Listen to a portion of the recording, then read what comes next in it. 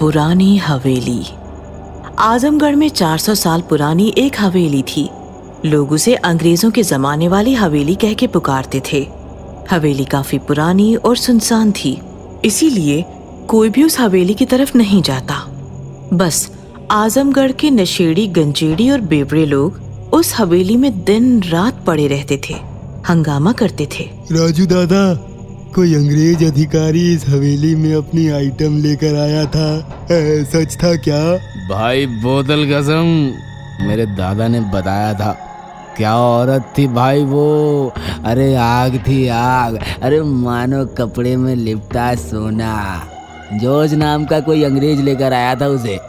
दोनों प्यार करते थे, काफी दिन दोनों साथ रहे। फिर किसी काम से जॉर्ज को जाना पड़ा और वो वापिस ही नहीं आया। फिर उस लड़की का क्या हुआ? उसका क्या होना था है? कुछ दिन ऐसे ही हवेली में शराब पीकर पड़ी रही और फिर रोने लगी। गांव में आधी रात में घूमती थी भाई उसकी आवाज। तो क्या लोगों ने उसकी मदद नहीं की? अरे फटती थी लोगों की अंग्रेजों से। हवेली की परछाई में भी खड़ा नहीं रहता था कोई। ओ, फिर आगे क्या हुआ? अबे होना क्या था, नशे में पागलों की तरह चीखती चिल्लाती रही और फिर अचानक एक दिन उसकी आवाज ही शांत हो गई। वो क्यों? अबे हमारे जैसे आवारा लड़कों ने उसकी हालत का फायदा उठाया। अमावस की रात देखकर 4-5 हवेली के अंदर घुसे और उसकी इज्जत लूटकर उसे मारकर हवेली में दफना कर चले गए। तब से ये हवेली सुनी पड़ी है, ना जॉर्ज आया ना दूसरा कोई और। कहानी और शराब के प्रभाव से राजू के पंटर डर गए। रात भी काफी हो गई थी, अंधेरा था। छोटू ने माचिस जलाई, तभी कोई पीछे से आया और फूंक मारकर चला गया। ये फूंक किसने मारी? अबे फूंक कौन मारेगा, हवा से बुझ गई होगी। साला गिलास नहीं दिख रहा है ठीक से। छोटू ने फिर से माचिस जलाई। रोशनी में उसने देखा कि राजू के पीछे कोई लड़की बैठी उसकी तरफ देखकर हंस रही थी।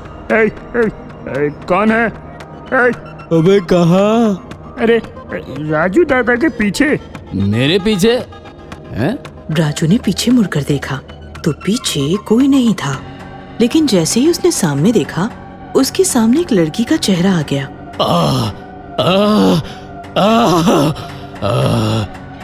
राजू दादा, क्या हुआ? राजू काफी डर गया था, फिर भी हंसते हुए बोला, अरे कुछ नहीं, मैं तो बस डरा रहा था तुम्हें। चलो चलते हैं यार। क्या हुआ राजू दादा, लगता है तुम दोनों को चढ़ गई है। ऐसा कहकर बंटी ने नीचे अपनी बोतल देखी तो बोतल वहाँ नहीं थी। अरे मेरी बोतल कहाँ है? अरे हमें क्या पता, बोतल संभाल नहीं पा रहा और बोलता है चढ़ी नहीं है। तभी बंटी ने देखा कि उसकी बोतल हवेली के दूसरे कमरे में रखी हुई है। क्या यार, क्यों खेल रहे हो मेरे साथ? वो देखो, बोतल उस कमरे में है। तू जाना लेकर आ। बंटी बोतल लेने के लिए दूसरे कमरे में आया। जैसे ही बोतल उठाकर वो पीछे मुड़ा, उसकी चीख निकल गई, क्योंकि उसके पीछे एक भयानक भूतनी खड़ी थी। भूतनी झट से रूप बदलकर एक खूबसूरत लड़की बन गई और बंटी के गले लग गई। डर के मारे बंटी की आवाज नहीं फूट रही थी। George, George darling, I love you. मैं जॉर्ज नहीं हूँ, छोड़ो मुझे। पता है तुम जॉर्ज नहीं हो, जॉर्ज तो तुम्हारे पीछे खड़ा है।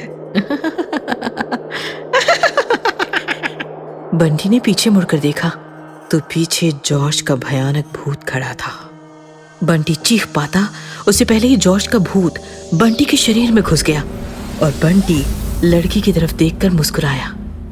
लड़की भी मुस्कुराते हुए भयानक भूतनी बन गई और फिर गायब हो गई। इधर राजू और छोटू बंटी को पुकार रहे थे।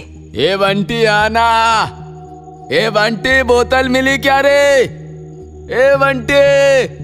लगता है बंटी वही बोतल के साथ लुढ़क गया। तभी बंटी बोतल लेकर आया। उसकी आंखें, उसका रवैया, सब कुछ बदल चुका था। बैठ बंटी। बंटी, तू हमको पागल समझता है? हाँ क्या रे साला, मैंने तुमको ये कहानी क्या सुनाई, तुम लोग मुझे ही बनाने लगे। ये माचिस बुझाकर बोलता है किसने बुझाई, तू बोतल उधर रख कर आया और फिर बोलता है बोतल किसने छिपाई। सब नौटंकी है साला। राजू दादा, झिलमिल की इज्जत लूट कर उसे दफना दिया उन लोगों ने।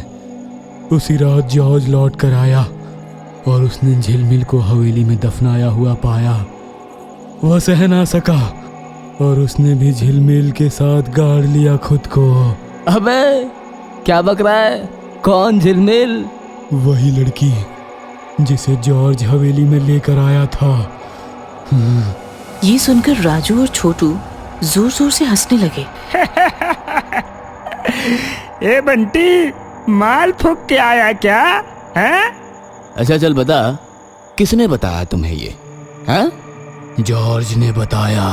हैं? जॉर्ज कहाँ है? मेरे अंदर। और झिलमिल कहाँ है? वो देखो, आपके पीछे। ये सुनकर राजू जोर जोर से हंसने लगा। ए छोटू, देख बंटी क्या बक रहा है। वो लड़की मेरे पीछे है।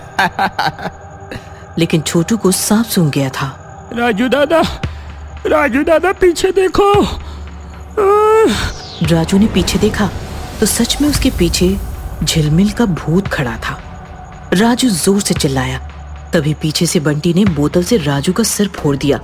कांच के टुकड़े टुकड़े हुए और राजू भी फर्श पर बिखर कर मर गया। ए बंटी, अरे ये क्या कर दिया तूने? हाँ? बंटी नहीं, जॉर्ज। तभी झिलमिल का भूत छोटू की तरफ बढ़ने लगा। छोड़ो मुझे, मत मारो, मैं कभी नहीं आऊंगा यहाँ। छोड़ो। मैं तो चाहती हूँ तुम यहाँ से जाओ ही मत। मतलब? झिलमिल का भूत छोटू के शरीर में घुस गया और अचानक छोटू का रवैया बदल गया। वो बंटी की तरफ देखकर मुस्कुराने लगा। बंटी ने छोटू को अपनी बाहों में भर लिया। हमें इंसानी शरीर मिल गया झिलमिल। कितने साल तड़पे हैं एक दूसरे को छूने के लिए, आज ये दो जिंदा शरीर मिल गए। अब हम एक दूसरे से कभी जुदा नहीं होंगे। सालों साल इसी हवेली में साथ रहेंगे, एक साथ रहेंगे। मुझसे और इंतजार नहीं होता जॉर्ज। चलो, मुझे बेडरूम में लेकर चलो। बंटी ने छोटू को अपनी बाहों में उठा लिया और वो छोटू को लेकर हवेली के अंदर वाले कमरे की तरफ निकल पड़ा।